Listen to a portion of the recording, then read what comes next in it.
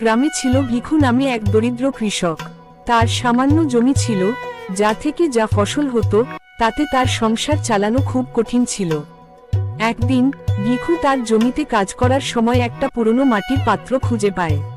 পাত্রটা খুলতেই সে দেখে তার ভেতরে কিছু সোনার মুদ্রা। ভিখু খুব অবাক হয়, কারণ সে আগে কখনো এত সোনা দেখেনি। ভিখু সৎ মানুষ ছিল, সে ভাবল এই সোনা তার নয়। সে ঠিক করল গ্রামের প্রধানকে এই সোনার কথা জানাবে। গ্রামের প্রধান সব শুনে খুব খুশি হলেন এবং ভিখুর সততার প্রশংসা করলেন। তিনি ভিখুকে কিছু সোনা উপহার হিসেবে দিলেন এবং তার জমি চাষের জন্য কিছু সাহায্য করলেন। ভিখু সেই সোনা দিয়ে তার জমি ভালো করে চাষ করল এবং ধীরে ধীরে তার অবস্থার উন্নতি হল। সে এখন আর গরিব নয়, বরং গ্রামের একজন সম্মানিত মানুষ। এই গল্প থেকে আমরা শিখি, সততা এবং পরিশ্রম মানুষকে দারিদ্র্য থেকে মুক্তি দিতে পারে। তো বন্ধুরা, আমার ভিডিওস যদি আপনাদের ভালো লাগে তাহলে অবশ্যই লাইক, কমেন্ট, শেয়ার, সাবস্ক্রাইব করবেন।